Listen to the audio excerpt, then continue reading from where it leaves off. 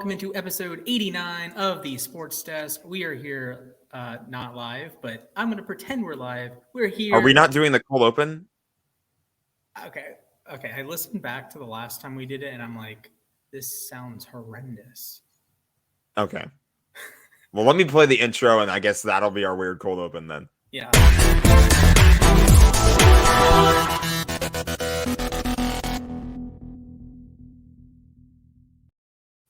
Welcome in, folks. We have a special guest today. That girl screaming in the background, not the guy on your screen.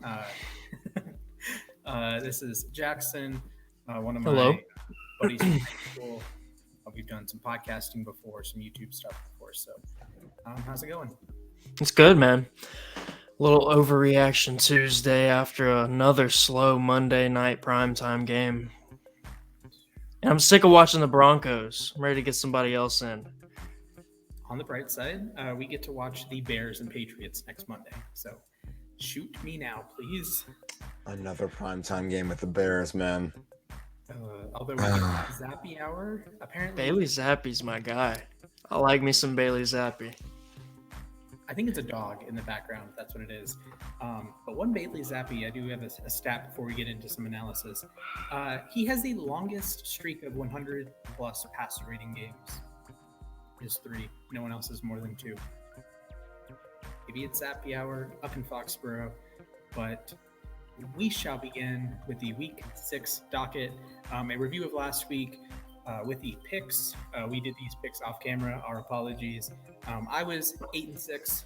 Josh, who's not here, was 9-5. Jack was 8-6, and Mr. Jackson did not make picks. So he will make picks for the first time this week. Let's get it. Absolutely. So we start with Thursday Night Football. As Jack mentioned, we get to watch the Bears again in prime time. We all had the pleasure or displeasure of watching the Washington Commanders and the Chicago Bears play Thursday Night Football at Soldier Field. The game was a disaster. Everyone was bad. Everyone stinks. The world is ending. What happened? Jack, give me one takeaway from that game. They need to stop putting the Bears on primetime, pretty much. Like I said earlier. But yeah, no. The Bears didn't look great. The Commanders, kind of the same story. I didn't watch the game. I'm going to be completely honest. I didn't really I tried to pay as much attention to it as I possibly could, but that's not a game that screams oh, I need to turn this on my TV now. And that's just kind of how Thursday night has been for a while. It's just the matchups are bad. Yeah, I agree. And moving into next week, it's New Orleans, Arizona. I don't love the storylines there. Both teams are under 500 right now. The loser is going to be 2-5. You're not really making a playoff push there unless Jameis becomes Jesus or Kyler Murray inverts seasons. Jackson, give me one takeaway from Commanders Bears. I like Brian Robinson's usage. He's toting the rock hard. He runs hard. Antonio Gibson seems to be the jack of all trades. And then I see J.D. McKissick just staying where he is. That backfield seems to have a new head on it, and it's a 3-headed dragon now. Yeah, huge fan of Brian Robinson. Hopefully he wins Comeback Player of the Year. Got shot at us playing in NFL games, 5 weeks into the season. Inspirational. Then after the game, he was walking around finding Commanders fans and signing balls and signing stuff for them. So he seems like he seems like an awesome guy. Has a story that's great. He relates a lot to Josh Jacobs, looks up to Josh Jacobs, and he's an Alabama running back who's played under Nick Saban and learned from probably the best running backs in the league. So yeah, I like him. Amen to that. So we go from one crazy running back situation to another with the Atlanta Falcons, the team without a running back. They hosted the San Francisco 49ers, the team without an edge rusher. And the Falcons came away with a 2-touchdown dub at home. All of us got this wrong. Yeah, I'm sad that I got it wrong, but happy for the Niners loss to the Falcons. So also, Aaron Judge just hit a ball into the seats. It's 4-0 Yankees. Real quick, is it Falcons 6-0 against the spread now? Yes. They are America's taking a team. long I see it ball. every week. I don't know. This Falcons team, I like it a lot. I love watching them play. I love watching Marcus Mariota play. He had 13 completions, 1 incompletion, 2 passing touchdowns, 1 rushing touchdown. Kyle Pitts has scored on American soil, ladies and gentlemen. It finally happens. It has finally happened. Pigs are flying. Hell is frozen over. Kyle Pitts has scored in the United States. The Falcons are they're a trap game every week. And even Can't if get them. Mariota gets hurt, I see the same production out of Ritter, honestly. I see Ritter as a guy who can step right in, and in the backfield is a mess. But once Cordero gets back, I think it's Algier and Cordero. I think they're just the best two of the whole bunch. Yeah, I Passing like game's weird, though. I agree. Yeah, They're I great do ones. love watching Mariota play right now, though. I feel like he's kind of come out of nowhere. I think we all kind of were just, we didn't know what to expect when Matt Ryan got traded. It just kind of came out of nowhere. He goes to Indianapolis. Now all of a sudden they're just left with whoever they have because they lost out on Deshaun Watson. So Mariota comes in. He's the guy, and he's playing stronger than I thought he would. He really is. So credits to him. Matt Ryan had the most passing yards of all the QBs this week. So I mean, they're starting to find their way. I like Alec Pierce with that offense, and with back to the Falcons, I really see Olamide Zaccheaus just as another guy coming out of nowhere. Just last year, you see him catch random touchdowns, kind of taking fantasy production away from others. But this year, it's him and Drake London, and I guess Brian Edwards gets in when London can't, but it's just an unpredictable team, and I like what they got going for the future. Maybe not this postseason, though. Yeah, I'm actually a huge fan of this offensive line. I was banging the table all offseason. This is a good offensive line when Jalen Mayfield is not near it.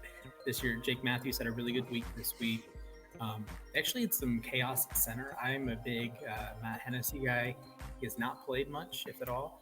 I'm a huge Chris Lindstrom guy. He's been one of the best right guards in the league. And Caleb McGarry has been, if there's a most improved player in the NFL, he's the most improved player in the NFL. Last year, he was totally and entirely unplayable. This year, he's been, I mean, he's not Wirfs or Ramczyk or Lane, or he's not like top 3, but he's been a darn good right tackle. He's in that class with, like, right around like where Penny Sewell is. And like Penny Sewell's just like, improving because he's Penny Sewell. He's very good. But big shout out to Caleb McGarry. We can jump to Jacksonville, Indianapolis. I know, Jackson, you have a dog in the fight there, but the Indianapolis Colts beat the Jacksonville Jaguars for what feels like the 10th straight time in Indianapolis. Josh and I got this right. Jack, Bielsa. They were so close. They were so close. Yeah, it's been the home team in this rivalry. Really, it's tough because I really thought we had it there, but I've been a Jags fan since I can remember, and I've seen some pretty good football this season, and we don't get to see it very often. And I think that was one of our better games, just in terms of how we fought to try and keep it a game still, and it was back and forth. But I like Deion Jackson a lot more than I thought I would. That guy came in and he looked like a good fill-in for Jonathan Taylor, better than I thought. I like some of the young players on the Colts. Zach Pascal got his first touchdown in what feels like a while. So, I mean, they're on the come up. They're not a bad team, but it's definitely the home team in that one, and I'm glad we don't have to play them again. Hopefully not in the playoffs if we make it, or if they make it. Yeah, absolutely. I do think a bit of a rough day for Jacksonville's young pieces. Trevor Lawrence was okay. The stat sheet, I think, is a little bit better than how he played. And Devin Lloyd got kind of run around. Is my like crowning jewel of bad linebacker play is week 1 Isaiah Simmons against Kyle Shanahan a couple of years ago. Devin Lloyd got abused. He allowed 13 catches. The Matt Ryan dump off train. Matt Ryan threw for 398 yards. He's my team of the week quarterback, believe it or not. A lot of that production went right at Devin Lloyd, and he graded in the 30s. He just a rough day. There will be better times for Lloyd, but Sunday was not a good day. Both teams are glad they don't have to play each other again. I can agree with that. I don't think the Colts want ever to see Jacksonville on their schedule. I'm just glad I don't have to pick a Jacksonville-Indianapolis game again for the rest of the season. Fans are glad that game doesn't have to be played again. Amen to that. At least they gave us a good game the second go-round. Yes, this is true.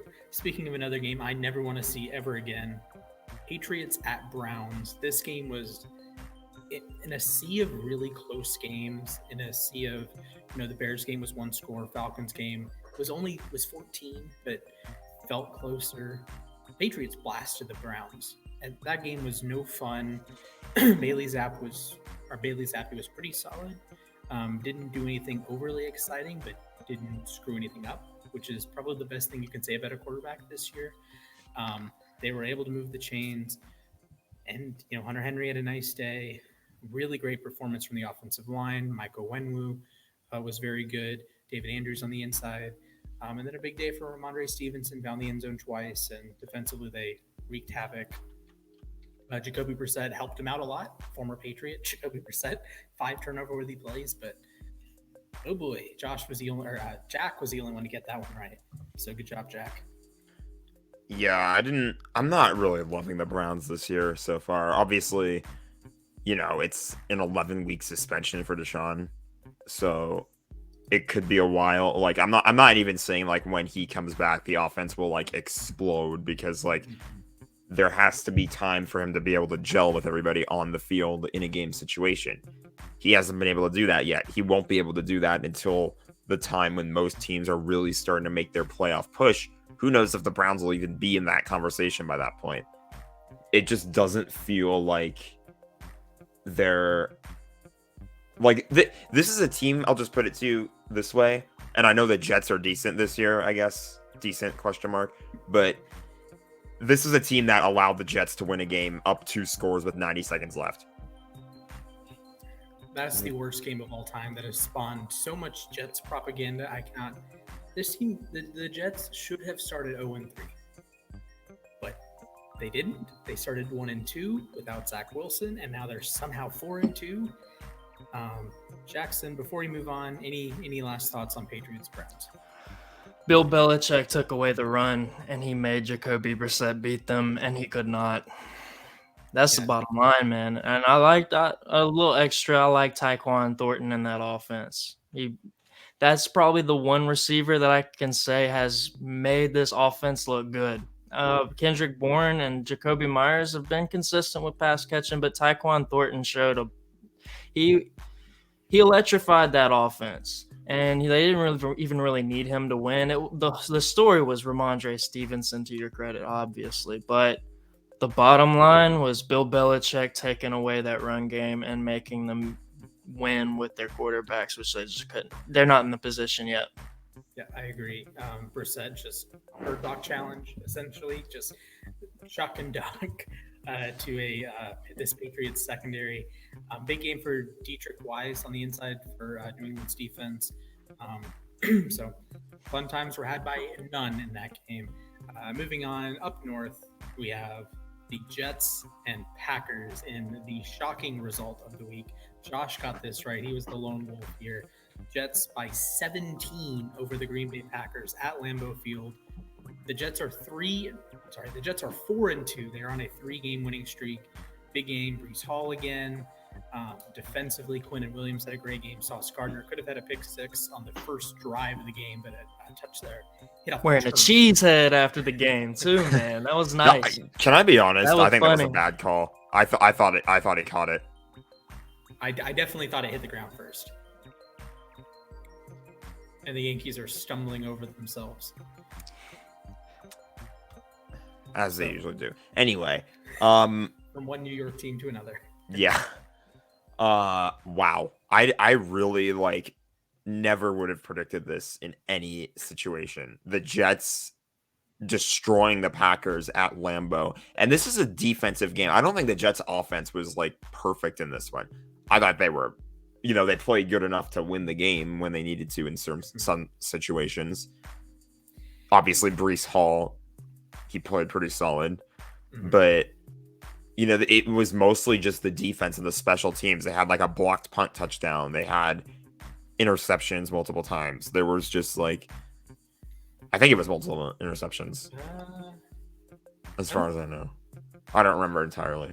I don't remember. Rodgers, I know they had at least one.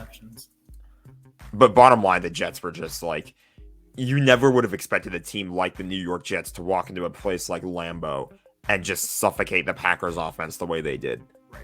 And like excellent performance from Quinnen Williams. Was, I think, second among interior linemen with 7 pressures. He was just living in the backfield. Part of that is the Packers have a stinky group of interior players. Their tackles played fine. Rodgers didn't play well. There was a little, I think it was a push off, but Lazard had a nice touchdown at the corner, but he didn't push off. So full transparency, he pushed off, but they didn't call it for some reason. This is just one of those games that I don't know how much you can take away from the Packers. The Jets are riding this wave of not letting Zach Wilson screw it up. And I know Jets fans could come at me and say, well, he's the number 2 graded quarterback when in a clean pocket. All right, I get it. And I know that's very stable. That's something that I watch with Lamar. That's something I watch with every quarterback. That if you're good in a clean pocket, that's what matters. If you're bad under pressure, that's very volatile. That's, Lamar goes from best in the league to like worst in the league in a year. Kirk Cousins is all over the place. Mahomes, all the good quarterbacks are all over the place under pressure. But clean, that's what matters. But I think the Jets' best way to win is just not letting Zach Wilson touch the football. 10 of 18, no big time throws. He's not risking it. Just nothing. There's no real value. He didn't grade out particularly well, graded in the 30s. And I don't see it yet with Wilson. I don't see it yet. Could it come? Yes, but not yet. Yeah. I think my big takeaway from this is like waiting. How long do we have to wait for the Aaron Rodgers bounce back? Because he's had 2 stinkers in a row. It's been bad. It's been really bad.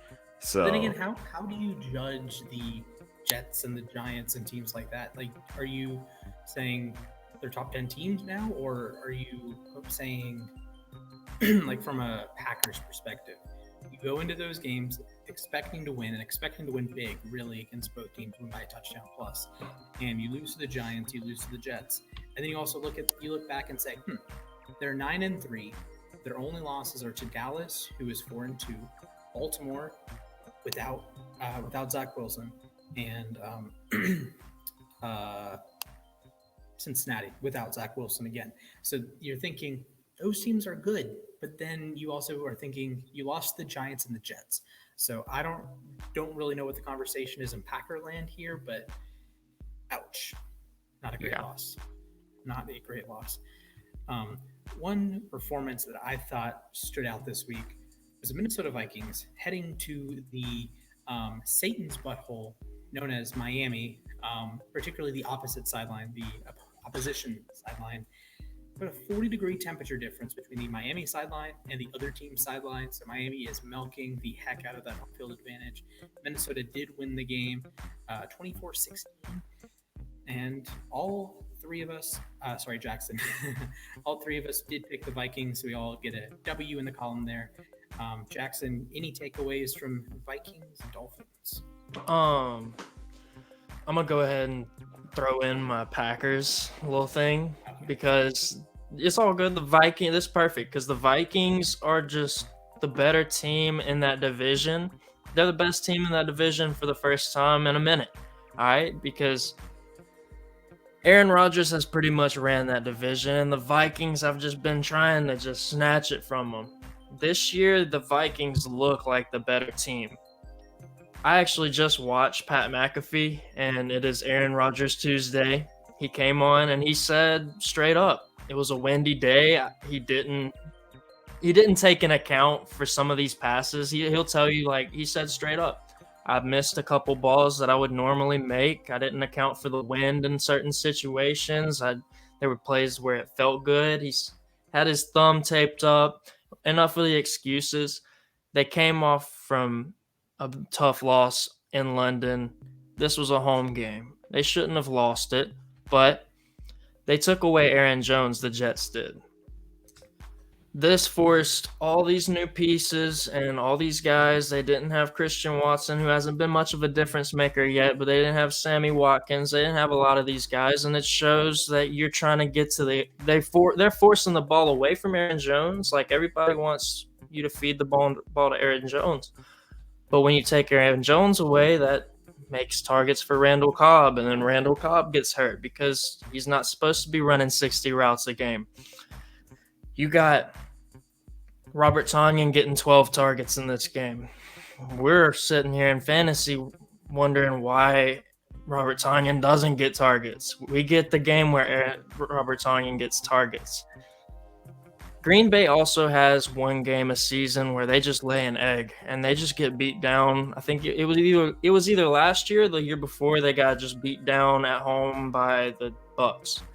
And then they got beat in the playoffs. Like, they'll lay an egg in the regular season, though, is what I'm getting at. And that was their game at home. They also had the Jets scored a touchdown off of a blown punt. The Dolphins game, like I said, the Vikings are for real. I like the Vikings more than maybe the Giants and the Jets.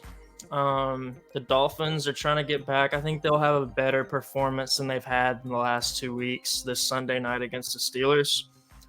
They're getting Tua back. And this game, they got Teddy Bridgewater back. So the Dolphins did not look good. I didn't expect them to look good with Skylar Thompson or Teddy Bridgewater. But here we are. We got the Vikings looking better than the Packers, and we got the Jets and the Giants looking better than the Dolphins and the Ravens, I guess you'd say, because we wouldn't have said that week 2. Okay, first off, we're not going to talk about that game. But I do think with Miami, they're very okay. I thought for a second Jose Ramirez just deposited a grand slam. Okay, for this Miami team, you think, okay, they put the pieces around Tua. At least I thought moving in, okay, Tua is going to play better. They're going to move the ball offensively. They're going to be solid defensively. They're going to win, and they did. And then Tua gets hurt. Teddy Bridgewater is classic Teddy Bridgewater, and you think, there were people out there that didn't like Tua. And then the only thing that changed from week 3 to week 4 was the quarterback. And now they're not winning. And now they're not. They got killed by the Jets. Now, granted, a lot of that was defensively. They allowed 38 points plus a safety. So I think Miami is very good. And as soon as Tua takes a snap, they're going to be a top 10 team again, a top 5 team potentially. And if you just go back through their 3 losses, Bengals, solid team. Jets, solid team. Vikings, very good team. Maybe you flip 3 of those to wins, all 3 of those to wins with Tua. But, good win. Good. This is the kind of game the Vikings have lost in the past, and it costs them a home playoff game, or it costs them in the division, it costs them a playoff spot. But they said, okay, we're the better team. The other team does not have their starting quarterback. We're going to take advantage and win this game. That's what good teams do. Good teams take advantage of teams they should beat. Exactly. That's something that I always preach. Like, if you're going to be top tier of the league, you need to basically destroy the teams you should be destroying, or at least be winning those games in relatively dominant fashion. If you have a stinky win against one of those teams, it was expected, but you shouldn't be that. You shouldn't be playing like a team like the Bills shouldn't be having a close game against a team like the Bears. Yeah, I agree. And this is what happens when, take Buffalo's game against Pittsburgh and take Tampa's game against Pittsburgh. Buffalo blew the brakes off of them. 38-3, Pittsburgh couldn't move the football. Buffalo dominated. They averaged 10 yards a play, something like that, a top 10 figure ever. And then Tampa comes into Pittsburgh, and they stink. They could not move the football. They could not protect Tom. And you ran into so many issues without just to me, how Tampa played and how they try to move the football. Now, I said this about Cincinnati a few weeks ago, that Pittsburgh will be the best defensive line you play all season. But this is a Pittsburgh without TJ Watt, so maybe Tampa plays someone better. But it is shocking how bad the interior for the Bucs offensive line is, that they physically cannot block anyone, and it's that's to me a huge reason why they aren't playing like a top 5 team, playing like a top 8 team. They can't run the ball. Yeah, they can't run the ball. They can't consistently move the ball down the field, matriculate the ball down the field in the passing game. And defensively, they're banged up a little bit. I get that, but you got to beat Pittsburgh, bro. You cannot lose to a team that's starting Kenny Pickett and Mitch Trubisky. However, the Pittsburgh Steelers just got home, all right? Mm-hmm. They've had however many losses without TJ Watt, and so that's 4 in a row, and it was bound to happen at home against a struggling Bucs team. I kind of had the Bucs winning a close one, but I had the Steelers kind of showing up to play, and I give credit to Mike Tomlin. I think that shows to coaching is more important than quarterback play, and we saw that Sunday in that game. I'm going to have to think about that for a minute. Well, this is a new system. Not a new system. It's just a new coach with Tampa. And Tomlin's been there before. Tomlin ain't losing this game, you know? In his head, he comes into it. He's like, I ain't had a losing season. I'm not losing this game. We got the GOAT coming in. Y'all better be ready to play. I bought y'all all black Air Force Ones, and I got the white ones. Maybe I'll win this game. I'll get y'all the white ones. I can just see him saying that in the locker room. Oh, boy. Jack, give me a takeaway from Bucs Steelers. Trying to remember what happened in that game because Nothing. not really a whole lot happened in that game. I don't know how much attention I paid to that one. I'm gonna be real. I don't remember. The only thing I remember is Najee scored the first drive, and I'm like, I really fantasy points for Najee's Najee's on in all my leagues, and I'm like, I benched Najee, and the Steelers are going to be the Bucs now.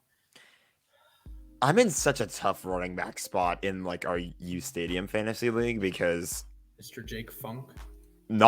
Jake Funk's been on my bench the whole season. Jackson, that's a story for another time, by the way. Jake Funk, not a bad. New Orleans Saints practice squad running back Jake Funk. Yeah. No, I have DeAndre Swift. I had to put him on IR, so that was not fun. Anyways. So he was kicking ass for me for a while. The good news is Josh Allen's my fantasy QB, so Yep. that helps for sure. Keenan Allen is hurt though. The one time I went and drafted the Charger, he went and got hurt. Yeah. I got Gerald Everett, and I don't know. That's my starting tight end every week. That's my ride or die. I don't have anybody else but Likely. That's my second. Yeah, go Like Likely. Tight end. I don't go with tight ends. I go with Saquon and Jamar and Lamar Jackson, and we just fend for ourselves at the tight end position. Yeah, I get it. Speaking of one Jamar Chase, it was a homecoming. Bengals at Saints, of course. LSU quarterback, LSU wide receiver for the Cincinnati Bengals. Joe Burrow was great. Jamar Chase was great, perhaps even better. The Saints went full choke, blew a lead at the end, went full Falcons, went full Ravens. I hate that I have to say that. But the Bengals walk into the Superdome and get a big W to put them back at 3-3, tie it up back in the AFC North. The Saints fall to 2-4. This game, I think it was just the Burrow and Chase show. Chase over 130 yards, scored twice. Burrow was over 300 yards, scored 3 times, tacked on a rushing tire, scored 4 times even. Had the 2 touchdowns to Chase, had a touchdown pass to Joe Mixon, and took one in for himself. He was the number 1 fantasy player in PPR. Chase was number 2. So overall, the Bengals, they had to come back and win this game. A well fought victory. Third quarter, fourth quarter, really did a great job. Jackson, give me something. This was the get-right game for the Bengals, and it was kind of obvious if you're an LSU fan, but to other just casual football fans, it was like, all right, well, Burrow on the road. It's another 12 o'clock game. But everybody on ESPN, everybody in NFL Network's been talking about the Bengals' struggles, and this was the game to get right, and they got right. That's what they needed to do. And specifically the Joe Burrow to Jamar Chase connection got right again, because it's been shaky. If you're a Jamar Chase owner like myself, like you're watching and you're like, I've seen him catch so many touchdowns that have not counted this season. Can we get one game where I can at least get over 10 points from my guy? Because the last 2 weeks it's been 9 and 8 points and a bunch of losses earlier in the season, and they're getting right. Joe Burrow is starting to feel. Last year they said they got to a point where they felt like we can score at any given moment on the field, and that's what they're feeling now. And the Saints,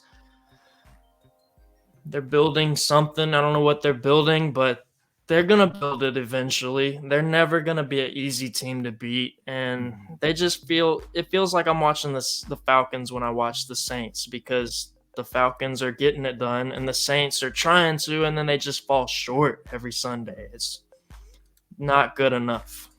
Right, rough performances at the end against Tampa, at the end against Cincinnati this week, and really, and even the Carolina game, they were kind of just not in ever, because Jameis stinks in Carolina, so I'm not going to do anything there. But then you had the Minnesota game in London that you missed the 60-yard field goal at the end, just heartbreak city there. Jack, give me something from Bengals. I need to. I felt bad when I spelled Joe Burrow's name the wrong way this week, because they were in Louisiana, so I needed to do the EAUX style. Yeah. So, yeah, watching them watching Burrow and Jamar Chase go off in Louisiana was pretty cool to see. Mm-hmm. That was the rare. I actually did watch that college football championship game where that was in the Superdome, and I don't know, it was fun to watch. It was really fun to watch them hauling ass in the stadium where they won the Natty, and then there was like, they're just still doing it today. And like you said, Jackson, I think this absolutely was a get right game for these guys. So so many crappy 1 o'clock games. We finally have a good one. Two teams that are kind of competent came into this 2-3, both of them 2-3. So yeah, the Saints at home too are always going to be tricky to beat. Mm-hmm. Even when they're in like kind of a weird situation like they are now. Andy Dalton revenge game. It's always going to be That's loud true. down there. Yeah, inside the Superdome, that noise just bouncing onto the field. It's Okay, let's rip off the Band-Aid. Giants 24, Ravens 20. I want to throw things. First being, okay. I have never seen a team find ways to lose games like Baltimore. And I do want to give the Giants credit. The other day on the U Stadium app, I compared them to taking the railing off of a balcony. The Giants aren't necessarily going to make you make mistakes, but they open the door to let you make mistakes. And then you take off the railing for the balcony, and the team you face is going to walk around for 60 minutes. And at some point, they're going to fall off the balcony. Brian Dable is just sitting there. He will eat your carcass, and the Giants will win the game. If you can go 60 minutes without making a mistake, you can beat the Giants. The Dallas Cowboys beat the Giants because the Dallas Cowboys played disciplined football for 60 minutes. They got good enough quarterback play. They got good enough running back play. They got good enough offensive line play. They got good enough everywhere. They didn't make mistakes. They weren't turning the ball over. They weren't, making errors, getting too many penalties, and they beat the Giants. But the Packers started struggling late. The Ravens started turning the ball over. The Titans missed a field goal. Blanking on the other games they played. They played Carolina. Okay, Carolina's just an L or Jack this week. But this Giants team frustrates me to play, and it forces the Ravens to be good for 60 minutes, and the Ravens are not capable of being good for 60 minutes. I am a big-time supporter of Lamar Jackson, and I am a big-time supporter of a lot of guys on this team, and they fell flat when it mattered. However, I will say two stats for Lamar. One, just 2 weeks ago, we had a game-winning drive against Cincinnati. If you say he can't get it done in the clutch, you obviously have just watched one Lamar Jackson game. Two, the only quarterback in the NFL with a worse passer rating in the fourth quarter among guys that have started half the games than Lamar Jackson is Patrick Mahomes. So, hey, Chiefs fans, let's shake hands. Our MVP quarterbacks stink when it matters. Let's shake hands. Go ahead. I'd like to go ahead and say that the Giants play kind of, I don't want to say small ball because I'm sure it's called something else if you're a legitimate NFL guy. All right, so look, the Giants don't have a number one wide receiver. They just rotate them out. So if you have good corners, they're not seeing the same guy every play. They're probably seeing somebody different every time. David Sills. I started Richie James in fantasy, and Richie James is not a bad player. Richie James is very versatile. David Sills had a scholarship offer when he was in the 8th grade in middle school. That was to play football at USC. He got hurt and things didn't work out. That was to play quarterback. He's a wide receiver now, and he's tearing it up. And then you got Wandale, like we talked about earlier. They still have Darius Slayton, who has serious speed. And they just have guys that are all decent, and you don't know where they're lining up until they hit the field, and you don't know what they're running. But that's not even what's hard to stop about their offense. What's hard is that they play a straight-up simple game where it's stop Daniel Jones or stop Saquon Barkley. And if you choose to stop Daniel Jones, he's just going to throw it to somebody random. On the defensive side of the ball, they've put in a lot of work on that defense. Like Kayvon Thibodeau had a great game. All right, that was possibly why we see another late turnover by Lamar Jackson. He's got to take care of the ball. That's really the only thing I'm worried about with Lamar. I'm not worried about whether he's a good quarterback or not, or whether John Harbaugh knows how to coach him. Lamar just got to take care of the ball, and that's all it is. I mean, they're not a bad team because Lamar's fumbled in the fourth quarter the last 2 of the last 3 weeks. He just got to stop doing that, and he's gonna play better ball. He's betting on himself. He's had unfortunate turn of things, obviously. We've all watched the games and see them break down. You have, you're a Ravens fan, but it's going to get better. It's still Lamar Jackson. That team's still good. They just got to figure out which receivers they're going to throw to. They're going to be fine. Deshaun Jackson now. Oh, yeah. You guys have Deshaun Jackson. I like it. I mean, I don't hate it, but because you at least get someone, you get it. Wait for it. Rams legend, Super Bowl champion, Deshaun Jackson is now a Baltimore Raven. He can catch deep passes. He can fumble. He can on the 1 yard line while walking into the end zone. This is an open letter to Deshaun Jackson. I'm sure he's going to be an ardent supporter of our show. Please just catch the ball and sit down. We don't need any yak. Just catch the ball and sit down. We don't need fumbles. We don't need you running backward. Just catch the ball and sit down, please. We are more than capable of scoring. You don't need to do anything great. Just catch the ball and sit down. That's more than Sammy Watkins did. He didn't even try to catch the football. Deshaun, I've been playing with you in Madden since 2008. Give me one reason why I should buy your jersey. Just one. I wonder if he's going to wear number 1. Is it available? It's going to be a primetime game where he gets the touchdown, and it's just going to be one, and then you're not going to see it again. You just know how Deshaun operates at this point in his career. Actually, 3 huge games coming up for Baltimore. Cleveland at home. This should have been the Watson game, but he got the double suspension. At Tampa, Thursday Night Football, Week 8. At New Orleans, Week 9, Monday Night Football. Deshaun Jackson is going to score in one of those games and do jack squat the rest of the year. Also, Rashad Bateman needs to return. I love Devin Duvernay. I will buy the Devin Duvernay jersey as soon as I'm financially available, but Greg Roman doesn't like Devin Duvernay, apparently. DeMarcus He does. Robinson's not a wide receiver one, and no one else on the team is. Rashad Bateman can do the wide receiver one things. He's the guy that's top 10 in the NFL in yards per route run. Robinson's rough. I don't know about him yet. He's got to make some more rookie year Chiefs plays. He hasn't done that since his rookie year. He's got to do it with the Ravens at some point. He did it all in the preseason game. He had 2 long, big plays in the last preseason game against the Commanders. I was there. I watched him cook those corners.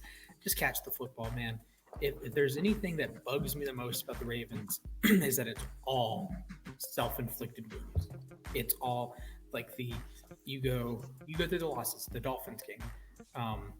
Failed 4th down from midfield. If you convert that, you just shorten the clock. And even if you don't score on that drive, you force Miami to go 30 extra yards and you have a minute less on the clock. Then you look at the Bills game. Lamar threw one of the worst situational interceptions I can remember.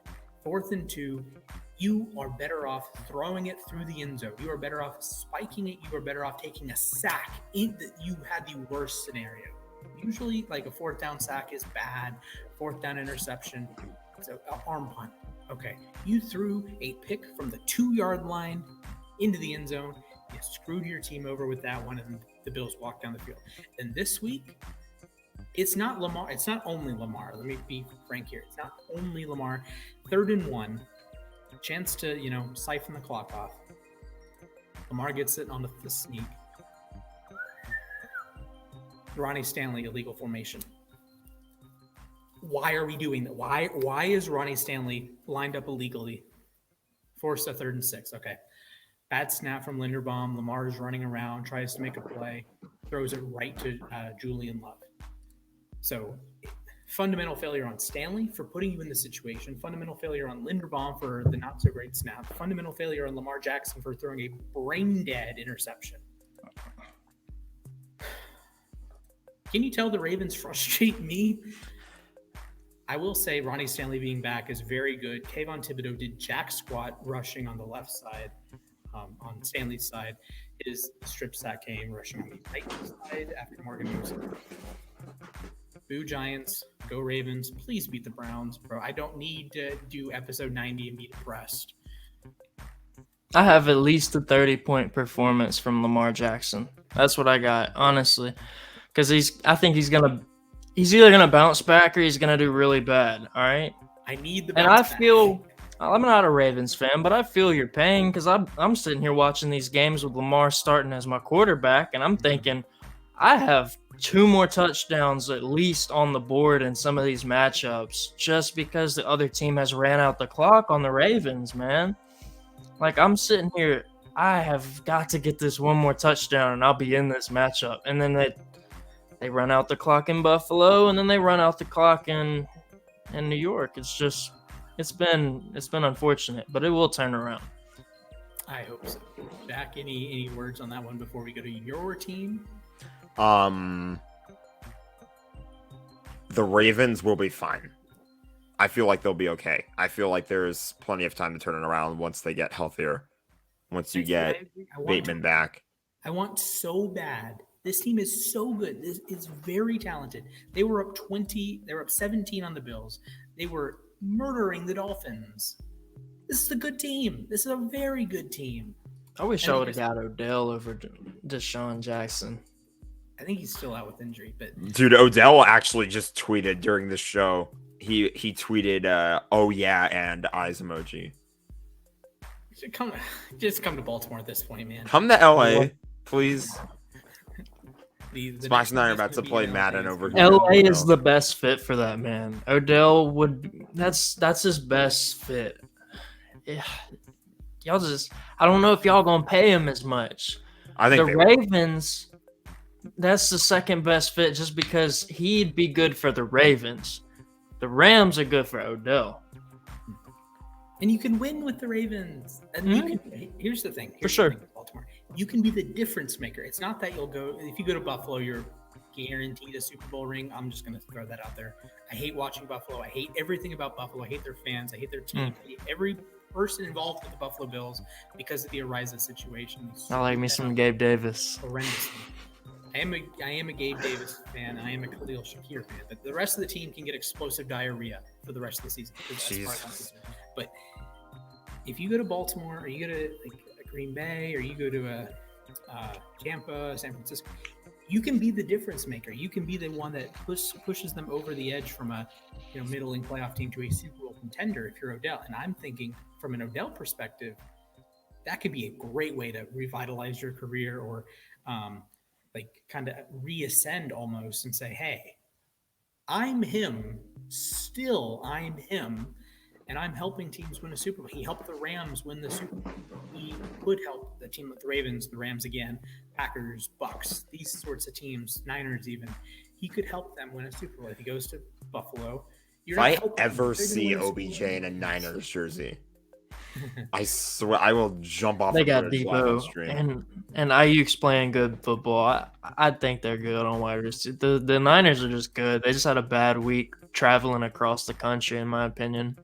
Yeah, really well coached game from Arthur Smith. I'll say that much. He's not a bad coach by any means. I agree. Joker's super smart. Like, it looks weird what he's doing with that team, but it's hella smart. Okay, was this Patterson's first week out or his second week out? I think it's his third, isn't it? Okay, either way. Jackson, have I told you about my conspiracy theory with the Falcons? What? Okay, Jack knows this very well. My theory is that Arthur Smith forgot that Kyle Pitts changed his number from 84 in college. So we watched all the film at Florida. He's 84. 84 is making all the plays. And then he comes to Atlanta. Pitts comes to Atlanta. Cordell Patterson comes to Atlanta. And he sees 84 on the offense. Oh, hey, that's Kyle Pitts. So that's why Cordell Patterson is so good, because Arthur Smith thinks he's Kyle Pitts. And then Kyle Pitts is like number 8. It's like, well, number 8. Whatever. I may have told you. Touchdowns.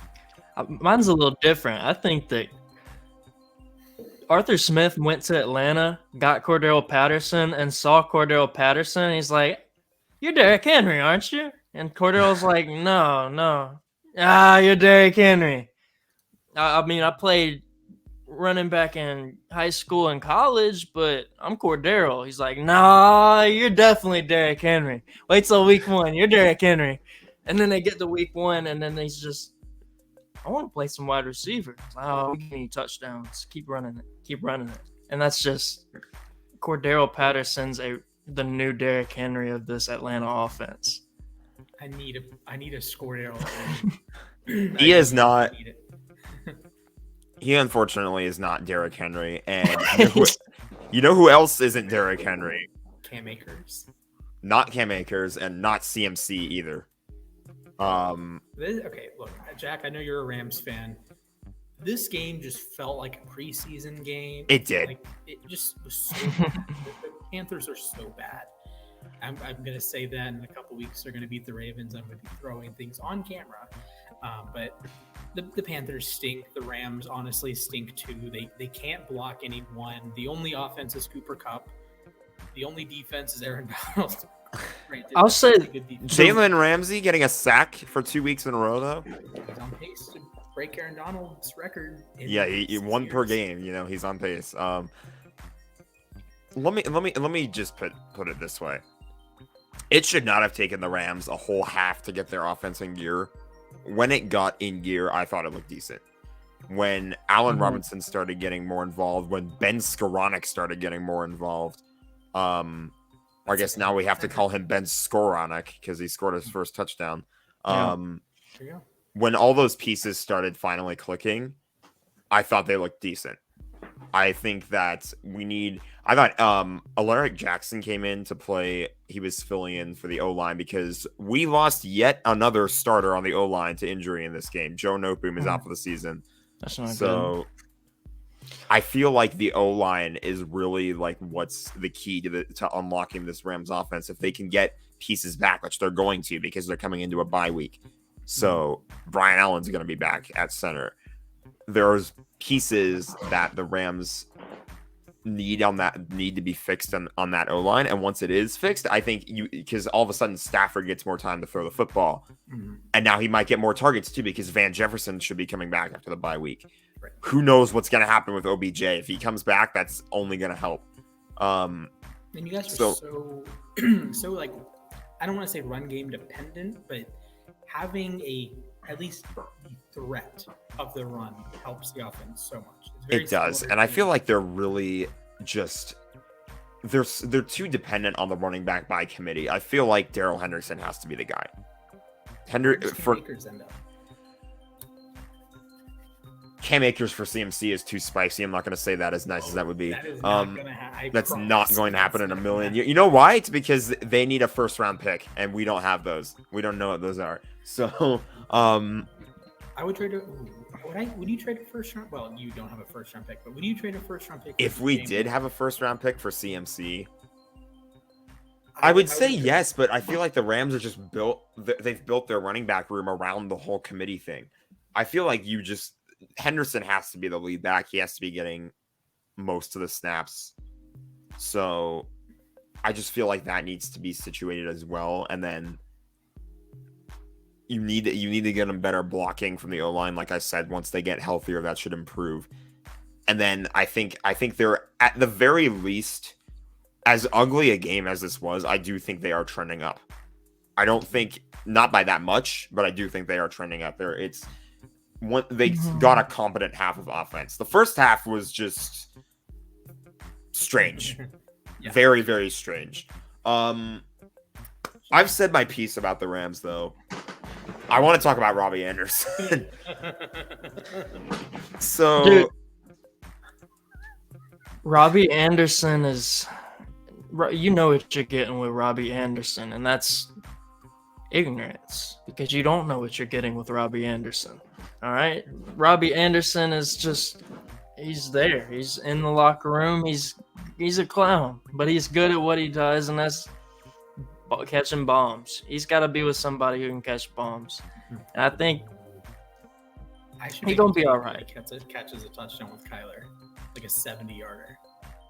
I think Terrace Marshall's better for that offense, but I say that half-heartedly because I just don't want to talk about the Panthers today. I'm in a good mood. let me just explain what happened really quick. Stinks. Yeah, let me. Anderson fiasco that Jack's about to explain is the highlight of their season. It really is. That is the worst team in the NFL. I can actually say that they are 1-5. They are the only 1-5 team. Every other team that has one win was on a bye last week. I can't believe every team has a win this season, though. Yeah, the Panthers stink. They are. PJ Walker stinks. Baker stinks. Darnold stinks. Corral's out for the year. Offensive. Akeem Ekwonu had a solid game. He kind of got bossed around by A'Shaun Robinson in the run game, but he had a solid game from a pass blocking standpoint. Their only offense really was CMC. Like I was predicting when watching this game, I was like telling the people I was watching with, CMC is going to be their offense. They're going to do everything through him. PJ Walker, he barely dropped back even. Like he was constantly taking the snap and then just quick out to CMC or whoever the heck was open. I think the team's better with Baker. I think Baker would be better if he can stick with that team until next year. I think they got to get rid of Darnold, get a pick for him. That's not happening. They gotta get a deep pick. Like just get rid of Darnold. I don't care if you cut him. Like he's just it's not a good quarterback room at all. And the only reason PJ Walker and Robbie Anderson were there in the first place is because of Matt Rule. The Panthers could have gotten rid of Robbie Anderson a while ago with all the turmoil they've had with him. But they kept him because Matt Rule knew that both of them at Temple. He recruited them, coached both of them at Temple, and now they're stuck with college players. And McCaffrey's the best out of all of them. And if they get rid of McCaffrey, I don't think that's the answer. I mean, you got to get rid of somebody, and you can get the most from McCaffrey, so I would understand it. But McCaffrey's he's still a top 5 running back in the league. The only reason he's hurt is because he's playing for a bunk ass team that's got a bunk ass line. You know, like he can't run. He can't even catch a pass from chicken wing quarterbacks they got up in there. And like Baker ain't got nobody protecting him either. Baker ain't got nobody to throw to that wants to catch passes from him. And nobody wants to catch passes from PJ Walker or Darnold either, bro. Like this just a bad team. All I see is facts here. Yeah, let me explain the fiasco. Basically, Robbie Anderson kind of got into it with, I believe it was his receiver coaches at the beginning. He just kind of, there was like, I don't even know what they were talking about, but there was just an disagreement on the sideline, and then there was a shot that Fox showed of all the Panthers like receivers and offense on the bench talking to their coaches, and Anderson is just sitting on the sideline away from everybody on top of a Gatorade cooler. His helmet's nowhere near him. He doesn't come back into the game because then he gets at it with Steve Wilkes, the interim head coach for Carolina, and I guess his receiver coach again too. There was just another argument, and Steve Wilkes tossed him. He just told him, get out to the locker room, you're done. Imagine being kicked out of a game by an interim head coach. Your interim head coach comes in and tells you to get out, send him to the showers. You're done. I think he was trying to get out, though. That's my only thing. I think the Walmart version of Antonio Brown. And that's also, I think, why the trade happened so fast. That night, I think he got traded, or like the day after he was traded to the Arizona. Yeah, but they were talking about it that night. I promise you. Like they definitely were. That it's just how fast, and it had to have been that week in practice. He wasn't feeling something. He knew he wasn't getting targets that game. He knew he had it's just a bad. He wanted out of there. All right. Question before we move on. How many players on the Panthers would you trade a first-round pick for? I would trade a first-round pick for Brian Burns. I would trade a first-round pick for DJ Moore. Maybe you get 2 firsts for Burns. I don't think I would go for 2 firsts there, but maybe they got first to third. They got, like I said, they got some good players like Jeremy Chin's spot. Not a first-round pick trade, but I'd say I would. I think J.C. Horn, bro. He's been playing too good of defense. I don't think Carolina's trading Horn. But they could get a first round if they traded him. You need a player for Horn. You might need 2 first-round picks for Horn. Horn's just good, and that's about it. I mean, I like the speed Dante Jackson possesses, but I think he got hurt last game, if I'm correct. I like Shaq Thompson. Not a good minor league baseball player, but I like Shaq Thompson. Anyone else? Eric Brown's been very good. I don't think Carolina would move him. I also don't think they would move Burns. Maybe you move DJ Moore. DJ Moore, yeah. DJ Moore's good. It's just. All right. Who's next? Speaking of trades, the Arizona Cardinals made a trade. They made a trade for Robbie Anderson. The Cardinals off of a loss at Seattle, 19-9. Geno Smith did not play well in this game, but the defense came to play. Tariq Woolen, interception, for fumble recovery. Kobe Bryant, another rookie corner, forced to fumble. Seattle is 3-3. Arizona is all by themselves, 2-4, bottom of the division. I got that game wrong. Josh and Jack got it right. Jack, your immediate thought: Seattle is 3-3. The NFC West is weird, man. I don't want to say it sucks, but it's weird. Every team is 3-3 except the Cardinals. Yep. So, I think we can safely say the Cardinals stink. Yes, I don't believe in the Cardinals at all this year. I really don't. They're just what I expected out of this season for the Cardinals was honestly like another year where maybe it started out great and then it just Cliff Kingsbury went full Cliff Kingsbury. And they flame out to end the year. Right now, I think he's speed running the category. That's because I was about to say that's what I expected. Yeah. And then Hopkins got suspended. It was a suspension. I think that suspension is over now. By the way, he's back on the active roster, but he was suspended. Injuries came. Hollywood Brown got hurt. He's not out for the season, thankfully. That was nearly a season ender, but he's not. It's just 6 weeks. But yeah, like you said, I think it's absolutely a speed run right now because after all those things just started to go wrong right before the season started, I was like, we are going to get full Cliff Kingsbury Arizona Cardinals. And that's just what it feels like. I don't really trust Kyler Murray. Like maybe he'll be able to pull something out of his butt in a few different plays, but I just don't. Kyler Murray doesn't feel like, if I had Kyler Murray on my team right now, I'm not confidently saying that he's going to go out and we're going to win games because of him.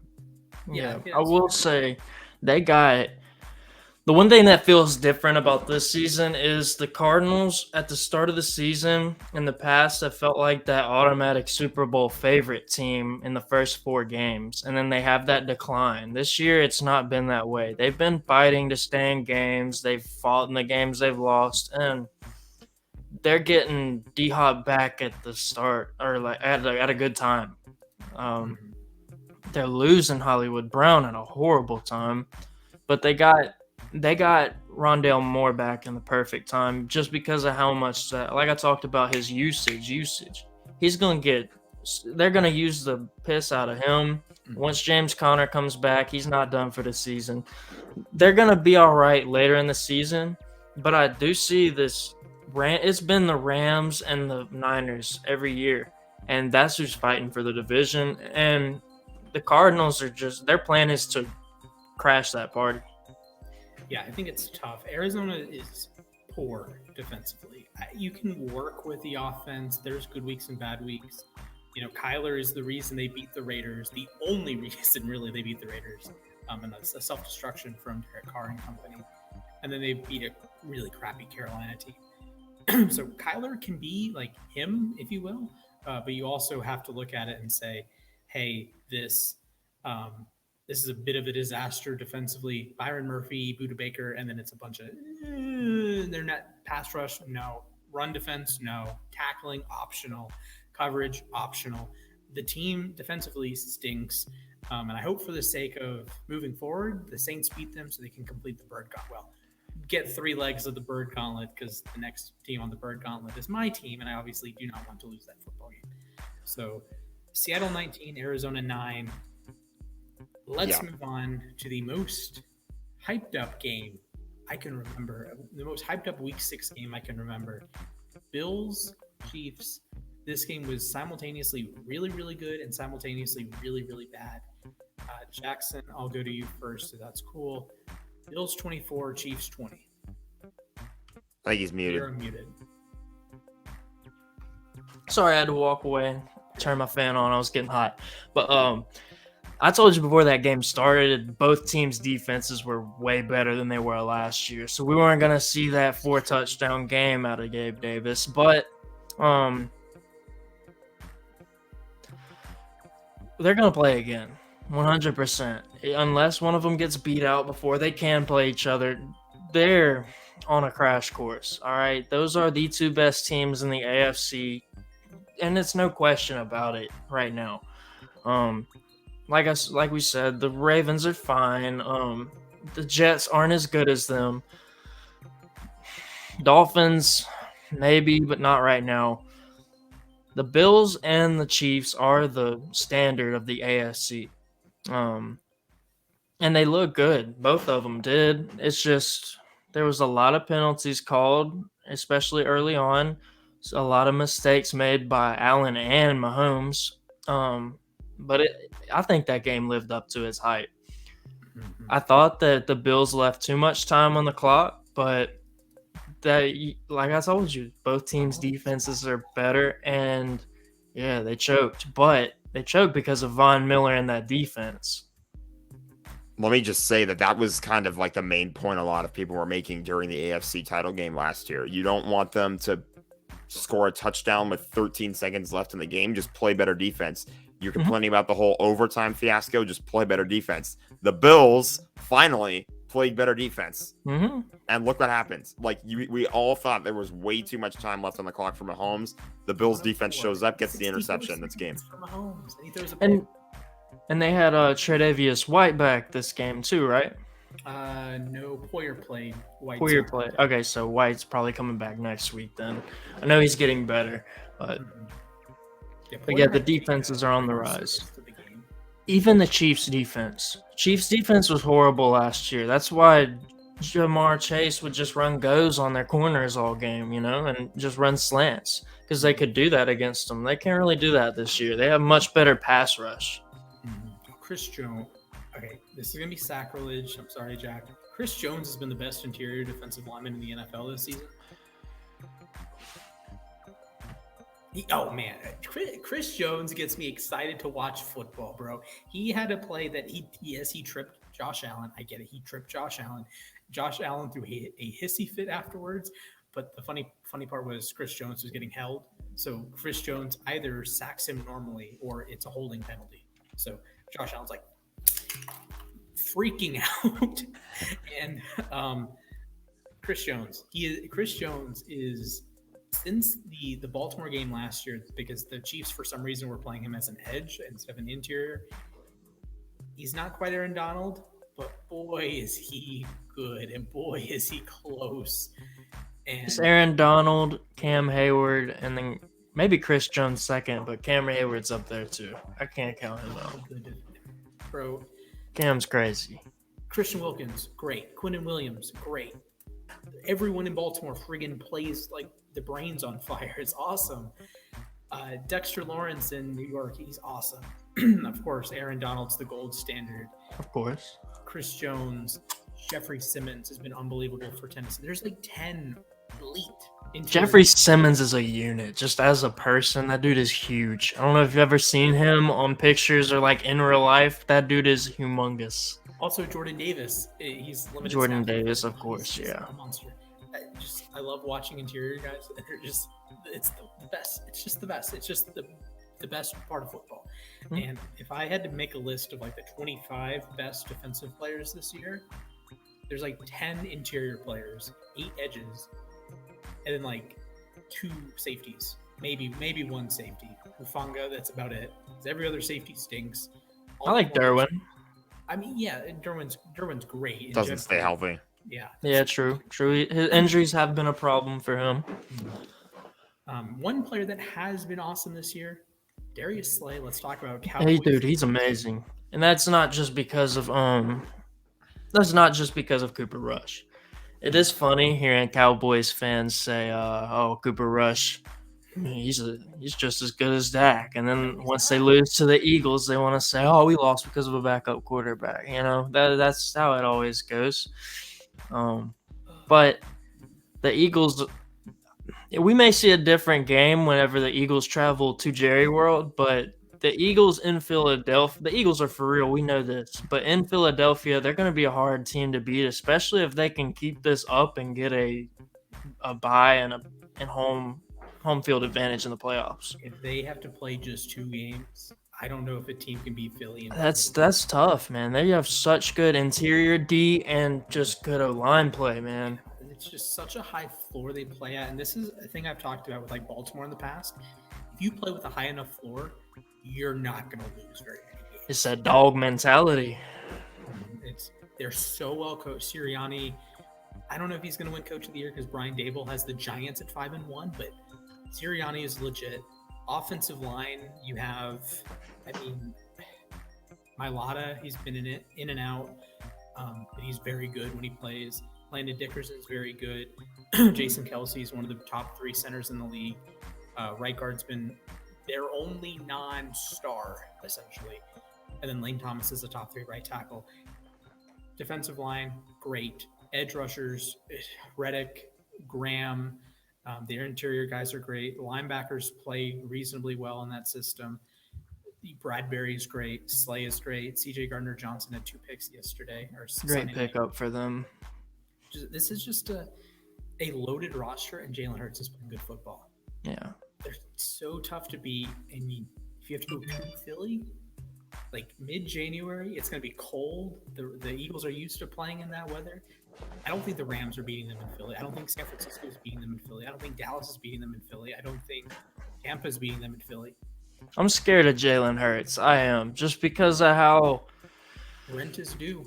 I was there when Joe Burrow whooped up on him when he played for Oklahoma, and just a loss like that in the playoffs in college has got to carry him a long way. With all the doubt he's had and just the way he's handled it so far in his career, he's learned how to play smart football in the NFL too.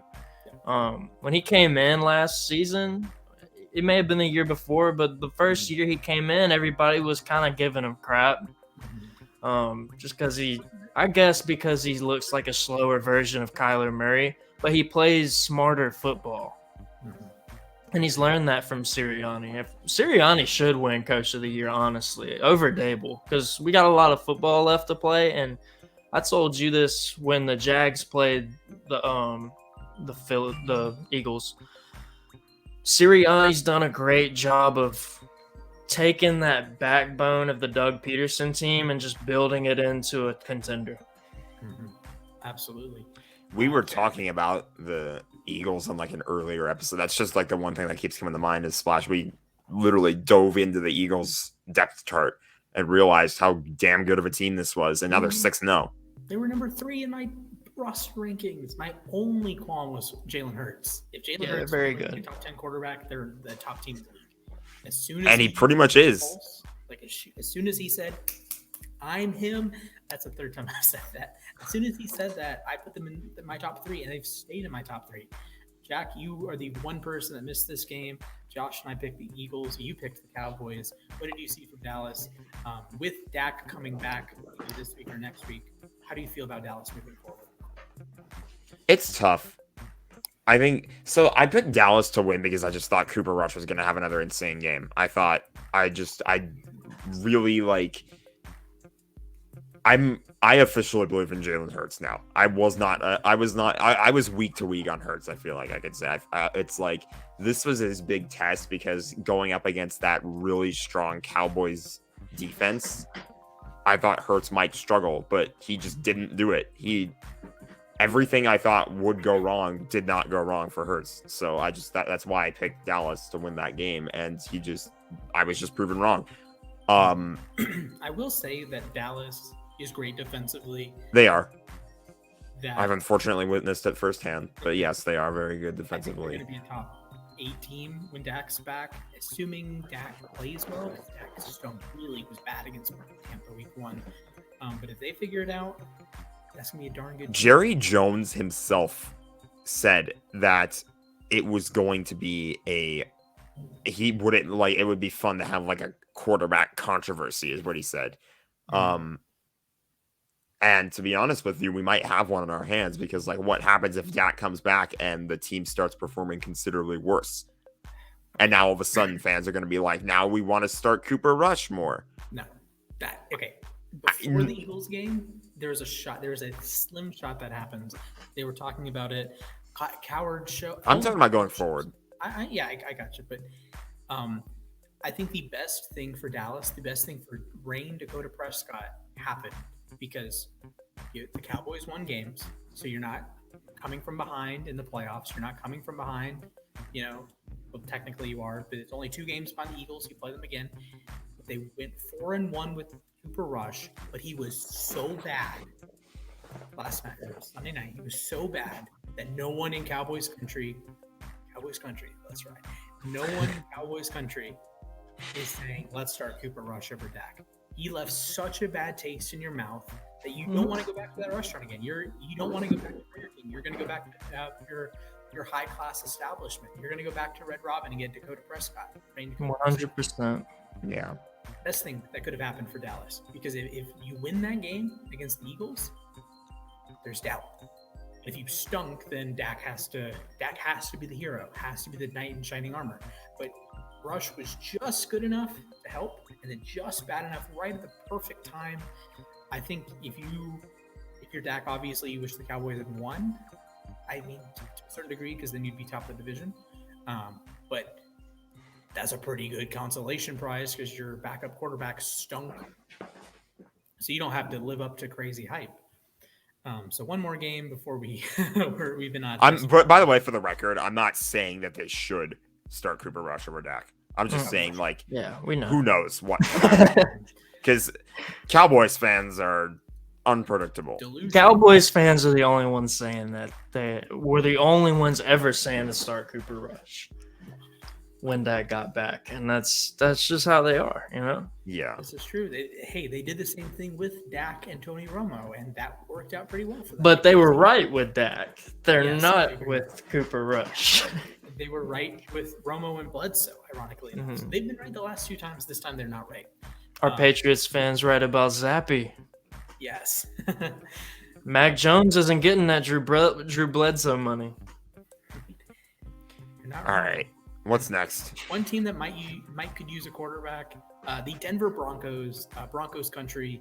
Let's ride a roller coaster of death here. Chargers 19, Broncos 16. The Broncos first team in a couple, 15 years or something to lose back-to-back overtime games. This Denver defense is really, really, really good. This Denver offense is the worst in the NFL by points per game. Yesterday they scored 16 points. They raised their season average. Folks, Jack, as the resident Chargers fan here, tell me about the Chargers. I can't watch the Chargers this season, man. I really can't. Come on. I wanted to bad. believe in them.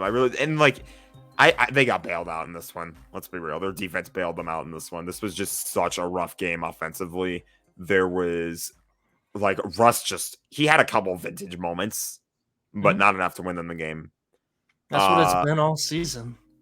Yeah, that's exactly how it's been all season. It's rough. So it's just you would think this is a game where, for as much hype as the Chargers offense has been getting, I will give Herbert the benefit of the doubt because he's still playing through that cartilage injury. So he's probably not going to be as strong as many people would expect out of him. I just it still feels to me like with Staley at the helm, this is a team that's going to be finding ways to lose games in ridiculous ways still. They got bailed out in this one. Their defense came up clutch in overtime. This was screaming draw to me for the longest time. Mm-hmm. Okay, I'm gonna create this award on the fly. It's called the Dwayne Harris Big Brain Award. It goes to whoever the heck on the Chargers pushed the Denver guy into Montreal Washington, the return guy. He knew the rule. That random Chargers guy, I'm sorry, I don't know your name. That random Chargers guy knew the rule, said, hey, if I run into the punt returner, 15-yard penalty. But if I push someone into the punt returner, if I push his teammate, no penalty. And you're going to be falling backwards, and maybe there's a chance he muffs the punt. He muffs the punt. I thought it was genius. So Dwayne Harris, Man of the Year award, goes to the random guy on the Chargers. He should get the game ball. Justin Herbert was not good. He was just not good, man. Again, playing through the injury, but it was just not. There was a play, the 3rd and 1. The 3rd and 1 at the end of regulation. The Chargers run flood, so they get 3 levels of options for Herbert. So it's like pardon my football terminology, but in flood, you have 3 guys. So you have the guy on the fly, you have the guy running the mid route, and the guy running the the deep cross. And then in this case, you also had Mike Williams running a mesh. So sorry, Jackson knows exactly what I'm talking about. Jack, hopefully you can follow along. So with mesh, you have the 2 guys crossing. So hopefully there's defensive dissonance, and someone loses track of their guy, kind of de facto rub routes over the middle of the field. So Mike Williams is running the drag little crosser, and then you have 3 guys for Herbert to hit. He has the deep option, which is guaranteed first down, chunk play, Then you have the middle option, Gerald Everett. He's open. Gerald Everett is open. And then you have Xander Hovarth, the 7th round rookie fullback. He's in the fly. He's going to get the first down because it's a 3rd and 1. And Herbert, instead of having any sense of what is going on here, 3rd and 1, late game situation. If you convert, you can win the game. If you don't convert, you lose the game. Or you go to overtime in this case. He's staring at an open guy. No. Staring at an open guy. No. Looks back across the field. Oh, Mike Williams is covered. Okay, that's a bad idea. Turns back and throws it short of the sticks on 3rd and 1. What are we doing here, Justin Herbert? Yeah. That is fundamentally bad quarterback play. Yeah. It's not like a bad interception, like a tipped throw or, trying to do something and he throws a pick. He wasn't doing anything. He wasn't using his brain on that play. Yeah, it's weird because I think it's weird because he's better on 4th down, it seems. When I see Joe, I feel like Joe Burrow is just better on 3rd down, if that makes sense. Mm-hmm. When I see Justin, it's like Justin knows Staley's got that nerve to want to go for it on 4th down, Like Mhm. it's I mean, like Justin plays with like a safety net up under him. It feels like Mhm. it. That's a really At good. times, he's risk averse, is what I'm trying to say. Mhm. Rodgers does the same thing. It's one of those things that when people watch Herbert, they more than any other quarterback outside of maybe Josh Allen, you only notice the good things with Herbert from a highlight reel, right? So Herbert highlights, eye popping. The problem is there's not many Herbert highlights. Like we talk about Herbert as if he's making 6 big throws a week and he's doing this, that, the other. Holmes can do that from time to time. He has had seasons he was throwing at 3 or 4 highlights a week. Allen does that. Lamar does that. Brady does that. Rodgers does that. Herbert has like 1 highlight throw a week, tops. Maybe I 2. like the Chargers more than the Raiders, though. I still see them in the playoffs. Raiders stink. Like this Charger team's better, and I get what you're saying. Like everybody's calling for Staley's head because he's been making some controversial calls, but at the same time, this team's better than they were last year and way better than the year before that. The year before last year, these games that they've been winning, they would have lost. Mhm. All right, so they're still going to be in a position this season to find ways to lose games, but I like how they've been finding ways to win games, and I'm not off the Herbert bandwagon yet because I like how I've always said I like how Herbert stays quiet. I like how you don't see that loud leader, but you can just see on the field that that's a guy who puts in the work every single day to get better, and I don't worry about it. Yeah, I just have my issues with how Herbert's kind of portrayed almost with like the highlight plays, and like the highlight plays do come and they come. He's a great quarterback, but you do run into some issues sometimes of he's not a consistently great quarterback. He has his moments. He has plenty of good, but there's not as much great as you want. And Yeah. people call him a superstar quarterback, superstar quarterback, one of the best 5 to 8, 10 quarterbacks in the NFL. Yeah. And he's not always there. He's not even there half the time. This is year 3 of his career.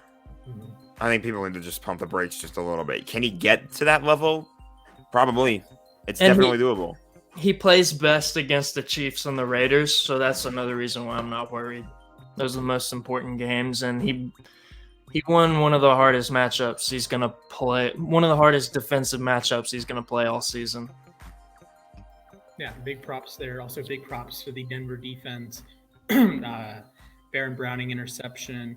Alex Singleton had like 19 tackles or something stupid like that. Yeah, this is a very good defense. The problem is the offense can't move the football. They have one of the worst scoring offense in the NFL, and they have one of the best scoring defenses in the NFL, and it just stinks that has to happen. So what we're going to do real quick is our week 7 picks, 14 games on the docket. Jackson, welcome to the picks. We're going to do your scoring. We're going to do your scoring by percentage. Josh, Jack, and I are still counting the games we get right. We have Thursday night football, New Orleans at Arizona. Arizona is a slight favorite here. I will go first because I have the best record. I'm gonna take New Orleans. Short week, but I don't think Arizona is very well coached. I think New Orleans is well coached. They are just having an issue with personnel this season rather than coaching. Arizona is totally a coaching issue. Cliff Kingsbury, and their personnel is not good, but so I will take the Saints. I'm gonna agree with you there. Give me the Saints. Mostly just because I trust them a lot more than I trust the Cardinals right now. And I already explained I don't love Kingsbury. I don't love Kyler. So Fair. Jackson, Saints. I think it's gonna be an ugly Thursday night game, but I'm gonna differentiate from y'all. I'm gonna go with the Cardinals. I think that after a tough divisional loss, I think that they're just gonna sit there and try and get a win on a Thursday night. It's not gonna be pretty, but I do have the Cardinals winning at home. I hate that game. When is a Thursday night game ever pretty? Never. This is a good point. When it's the kickoff game in 2020. or 21-21, I think. Yeah. Yeah, the Bucks Cowboys won. They need to bring back Color Rush uniforms. Yes, please bring back Color Rush. Yeah. A lot of people hated it. I'm the minority. I love Color Rush. I like the uniforms. I want to at least see something to look at. Yes, I agree. The Seahawks will give you something to look at, all right? For real. Speaking of teams with good jerseys, Falcons at Bengals. The Bengals are 6-point favorites, so this means the game will be close because the Falcons always cover. I will go with the Cincinnati Bengals. Yeah, give me the Bengals. Bengals as well. I'm gonna go with Joe I think it's a close at home. I will say Falcons cover, so Falcons +6. Yeah, it'll be a really close I one. wouldn't doubt that. Keeps happening. We have another game. Lions at Cowboys. The Cowboys are 7-point favorites. I will take Dallas. Go get them. I don't know yet. I'm thinking right now. Yeah. Do I believe in Detroit to pull off the miracle? I'm gonna say no. I agree with you. I'm gonna go Dallas Cowboys. I really want to see Detroit do something in this game, but I just talked up Dallas's defense. So I would go the other way if it was Thanksgiving. I'm choosing the Lions, but it's not Thanksgiving, so I'm choosing the Cowboys. All right. even if it was Thanksgiving, I would still choose the Cowboys. Yeah, valid point. We have a good old-fashioned AFC South battle. Colts at Titans. I hate these two teams. I think the Titans are much better coached, much better team, but the Colts win some of these games. I will go with Tennessee. Tennessee's 2.5-point favorites, so Vegas thinks this game is essentially even teams, but in Nashville, give me the Derrick Henry game. I don't know how healthy Jonathan Taylor will be, but give me the Derrick Henry game. Jack? I'm thinking. It's tough. This is a really tough one to predict. I feel like both of these teams are just not where they should be right now. Give me the Titans at home. Okay. Jackson. Colts lost at home last, right? Mm-hmm. All right, I think this is my first road pick. I'm gonna go with the Colts. I think the Colts are putting it together better than the Titans. Okay. All right. We have Packers at Commanders. The Packers are 5.5-point road favorites, and I think they will win. This is a get-right game for the Green Bay Packers, for Aaron Rodgers.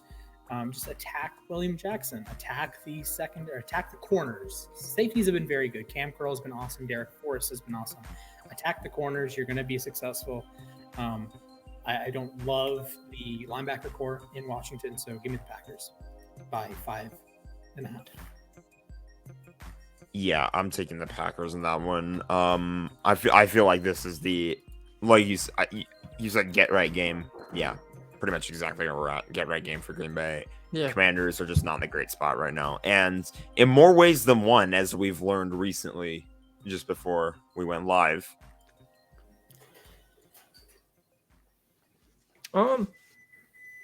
This is a safe road shoot. I'm gonna go with the Packers. Safe road win. But it's gonna be close because I think the Commanders are gonna be better with Heineke. It's gonna be a bad first game for him because he's kind of coming in cold turkey, I guess you could say. But I like Heineke, man. And say what you want about the Commanders, they have a lot of playmakers on offense. Their weapons they got stacked weapons. So I'm gonna go with a close Green Bay win, and I think it's gonna be the Commanders who keep it close. All right. Bolder than I am, I'll say that. We have the Bucks at Panthers. It seems that Vegas is unfazed by Tampa stinking. The Bucks are 11-point favorites in Charlotte. Give me the Bucks. I'm not going to say they cover the spread because 11 points is a lot of points on the road, but Carolina stinks. Carolina stinks. We saw it last week. Their entire offense runs through CMC, it feels like. And that wasn't enough against the Rams. Probably not going to be enough against the Bucks either. And he might not even be there next week. He could get traded tomorrow, maybe. We don't know. That'd be fun. Emergency live stream. Yeah. He traded. I would imagine you're taking the Bucks here. Yeah, I'm I'm taking the going Bucks. Bucks too. I mean, they're traveling West Coast and then back to East Coast. I don't like that either. And there's just nothing appetizing about the Panthers. All right. We have maybe one of the games of the week. Giants at Jags. The Jags are 2.5-point favorites at home. So Vegas thinks this is 3-point favorites. I'm sorry. Who we got? I will roll with the New York Giants. I think they're a better coach team. You could get potentially better quarterback play, better line play. And I think the Jags, Trevor Lawrence is going to throw a pick or lose a fumble or something. Jack, let's say you. I think the Giants are going to win it, but I think it's going to be a close one. I think that we are in for one of those ugly ones. I don't think it's going to be. I don't know. It's tricky to predict what's going to happen. There's definitely struggle bus potential for both of these teams because of the rough years they were coming off of last year, and I can tell Jacksonville still isn't completely out of the woods. Heck, the Giants are 5-1. I don't really think they're entirely out of the woods either. So, Jackson went with the obvious. Duval. Bold prediction. If y'all want to go ahead and do an anytime touchdown score, Evan Ingram gets his first touchdown of the season against the My Giants. fantasy team would like that. I'm pretty sure he's on my team. So go for it, man. I'd start Evan Ingram. He's been getting a lot of targets. They've been wanting to get him the ball in the red zone. He's dropped a couple touchdowns. I think he gets his first one against his former team. Okay, I have it written Start down. Evan Ingram. I might write it down. I'm giving y'all the cheat codes now. I mean, yeah, I have Falcons +6, Packers -5.5, and Jackson has Ingram touchdown. All right, we have another divisional matchup: Cleveland Browns at the Baltimore Ravens. The Ravens are 6.5-point favorites. I swear to every deity known to man, if the Ravens lose this game, the screen will be cracked the next time you see my face. So I will take the Baltimore Ravens to win. Jack. This is Baltimore. Sorry, I'm like checking fantasy right now. Picking up Evan Ingram. Baltimore against the Browns. Yeah, Browns at Ravens. Yeah, it's Baltimore's game all day long. Yeah. Baltimore by 3 scores. Okay. I could see them beating them down just because of how much they've had to struggle. I feel like they come in very focused. Yeah. Yeah. All right. So we are all on the Ravens. Mm-hmm. All right. So just writing down Jack's prediction. I think. Huh? Yeah, I have Ingram on my bench. There I could play him in one of my flex spots. Who's your starting tight end? I have Mike Gesicki and Tyler Higbee. Gesicki had 21 points though last week. I like Everett in the tight end. Everett. I like Ingram in the tight end spot. He couldn't gritty for shit though. Let's be real. Yeah. Speaking of gritties, one guy that has hit the gritty this season is Zach Wilson. He and the New York Jets are heading to Denver to face the potentially Russell Wilson-less Broncos. Regardless of Russ's status, give me the New York Jets. I can't believe I'm saying this. Give me the New York Jets. Yeah, what a weird world we live in. The Jets are finally a decent team. Where's the game at? It is Denver. In Denver. So it'll be I think it'll be close because of like altitude stuff and whatnot, but like regardless of that, I mean, man, this seems like a trap game. I want to go Denver, but I'm gonna go Jets. I cannot believe we are all on the Jets wagon this week. Mm-hmm. We get Texans at Raiders. The Raiders are 7-point favorites. I will take the Las Vegas Raiders. Give me Josh Jacobs anytime touchdown. I hate this game. This is not one that I'll be watching. The Rams have a bye week, so I have to pick something to watch when it comes to the NFL. And it's definitely not going to be this game. Give me the Raiders. I'm gonna go with a Devontae Adams anytime touchdown.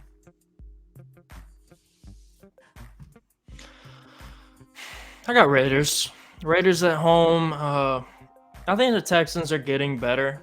They'll keep it close, but I got an anytime touchdown for Dameon Pierce. Ooh, okay. All So right. we're all on this game. Running out of room. Okay, there we go. Seahawks Chargers. This is a game played in Los Angeles. The Chargers are 6.5-point favorites over Seattle. I would like the Chargers, but give me Seattle plus 6.5. Give me the Seahawks. The Seahawks. Finally don't agree on the pick. Huh? You had agreed with every single pick I had made. I have, but Yeah. we're gonna split on this one. I'm Okay. taking Seattle. I think it's a trap game for the Chargers. I think they're gonna.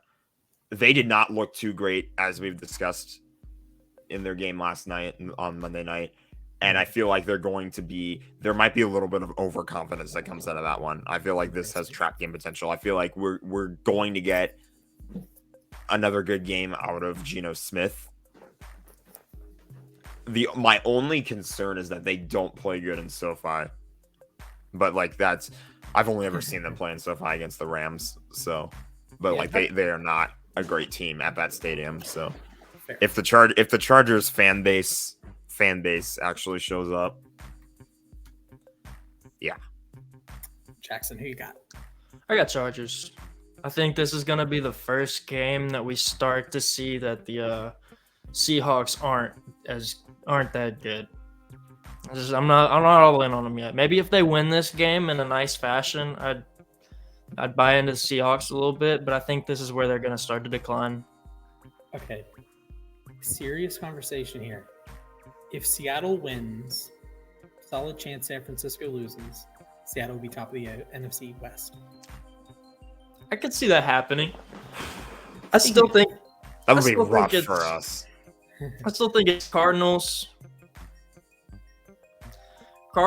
I still got the 49ers at second and then Rams up top because I think the Rams are going to figure it out. The O-line is scary, though. I don't like the O-line for the Rams. I don't either. There's too many injuries, and they lost another guy last week, so it's just their O-line's in a really rough spot right now. And don't hate me, but that's why I have 49ers as a close second. One, because of defense, and two, because of their O-line. It don't matter who's running the ball in that offense. I'm not hating you for putting San Francisco second. I mean, dude, I don't want them to finish second. I want them to finish dead last, but they're probably finishing second if the Rams do get it together. It's just always a thing where I can't tell early in the season who's better, Rams or 49ers. I just know that they're always the best rosters. 2018 was like the only year where you really could. Mm-hmm. Because the Rams started like 8-0 and Yeah. San Francisco lost Jimmy G. So Yeah. and they did not have Trey Lance that year. So Yeah. Well, speaking of Jimmy Garoppolo, speaking of the 49ers, the last time Jimmy Garoppolo played in this game, he tore his ACL. Chiefs at 49ers. The Chiefs on the road are 3-point favorites. I would like the Kansas City Chiefs. I'm going Kansas City. Give me a Patrick Mahomes rushing touchdown in that one. Okay. I think that's kind of a hot take, but it's definitely doable. Jackson.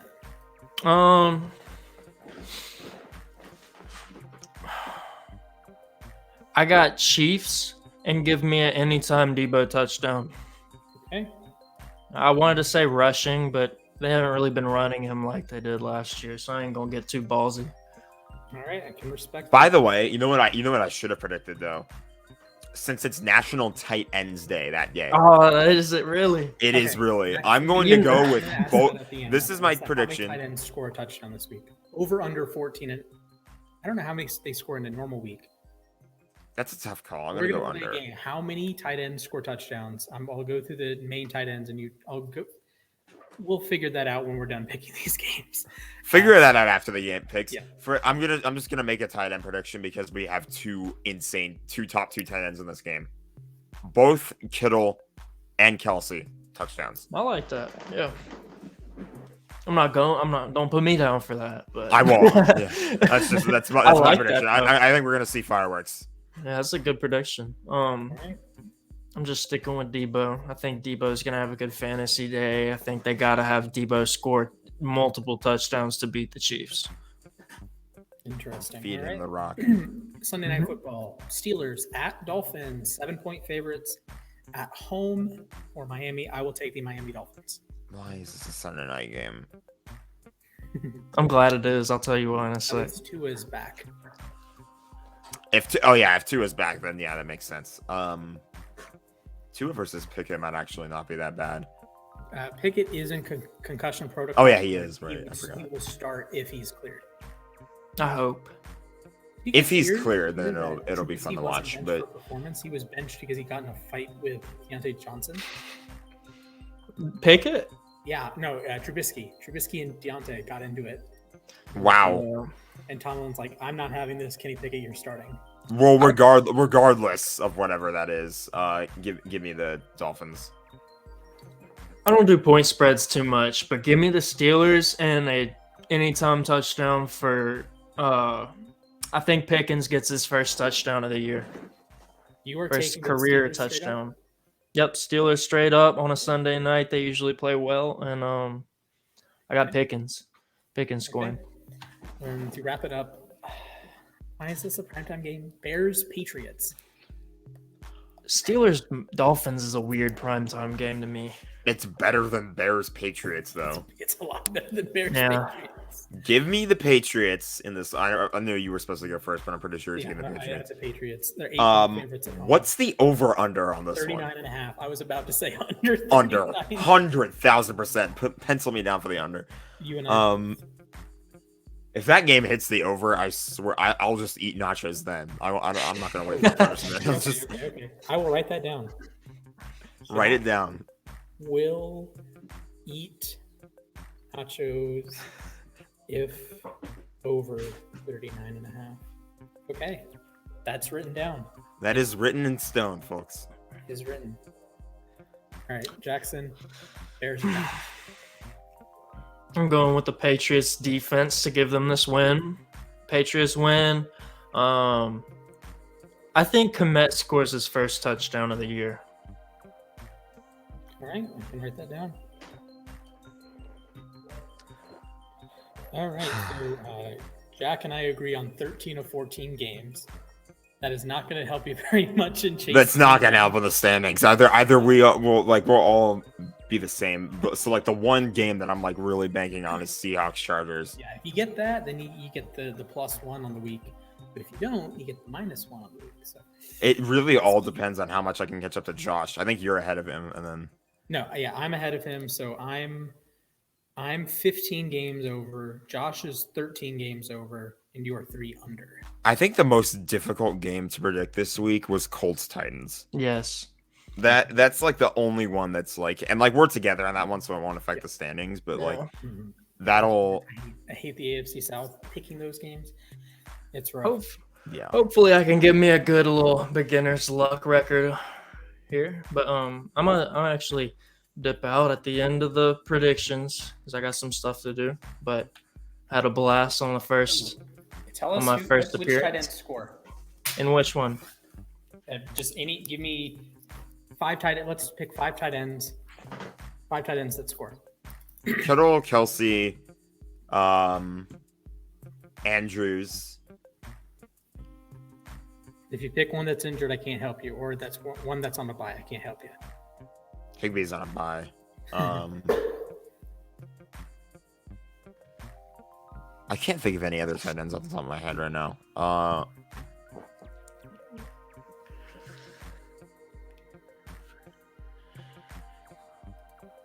Is CJ Uzoma a tight end? Yes. He's a tight end, right? I'm gonna go with him. That's a good random pick. That feels like a random one, but they're playing that's against pretty Denver, random. so I feel like they might give it Jack. to him a little more.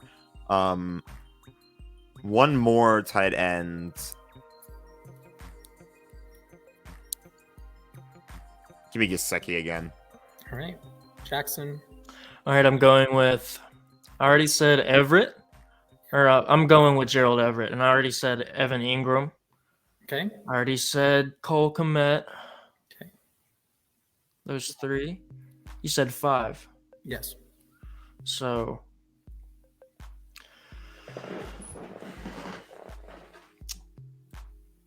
I like Will Disley. Okay. That's 4. And then give me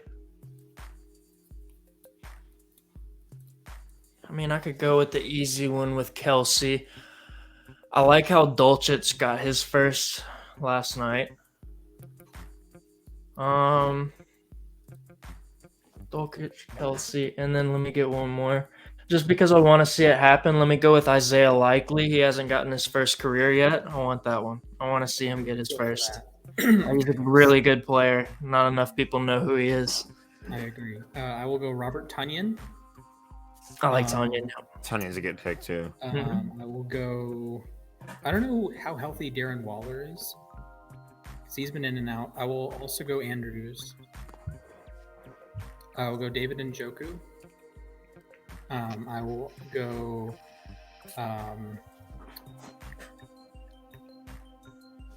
Kyle Pitts, and I will go with TJ Hawkinson. All right, and then I'll ask Josh for his picks at another date. So Jack has Kittle, Kelsey, Andrews, Uzama, and Gesicki.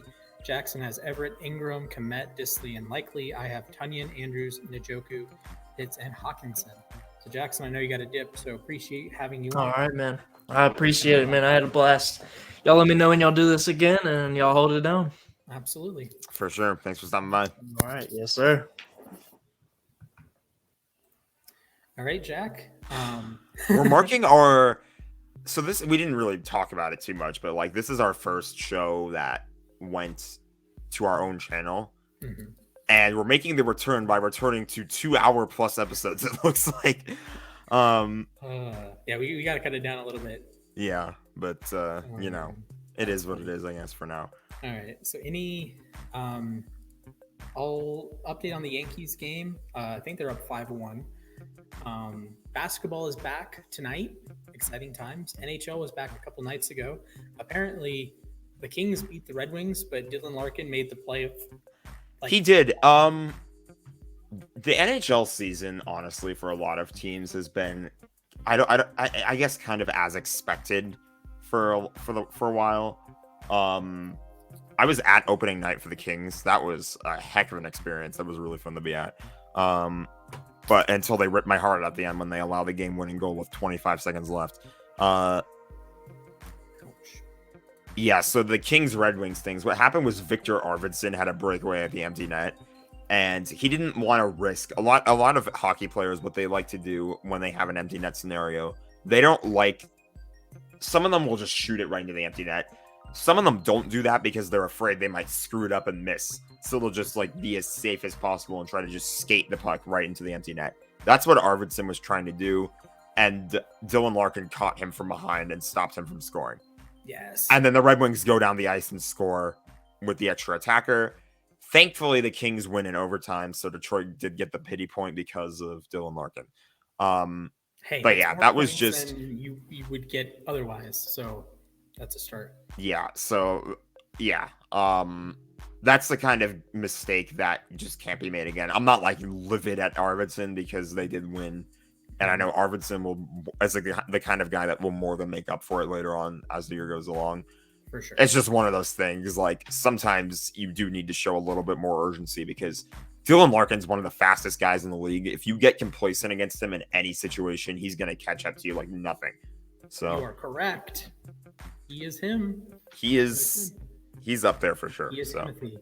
All right. On the baseball front, give me your prediction with Dodgers and not Dodgers. Sorry about that. We are depressed as F when it comes to baseball. Both of us are depressed. Both of us are. Phillies are. That's why I said we.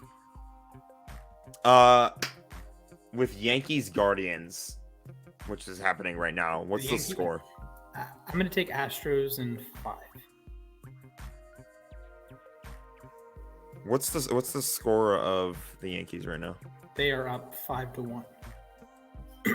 Yeah, it's mid-7th. They're probably gonna win this game. Astros or Yankees? Give me the Astros. How many games? As much as painful as it makes me say this, give me the Astros in 7. Ooh, okay. In the NLDS, give me the Phillies in 6. I have Phillies in 5. So I think the Padres are going to be a little bit more stingy mm-hmm. because they're just that kind of team. Right. And they're embracing the goose. Yes. which is something else that I witnessed in person. Congratulations there, both of I our went to the Kings game. They ripped my heart out. I go to the Dodgers game a day later, and they just let me down with all the men stranded. Like, Ugh. that's what cost them their season, honestly. Like, obviously a lot of us want Dave Roberts gone.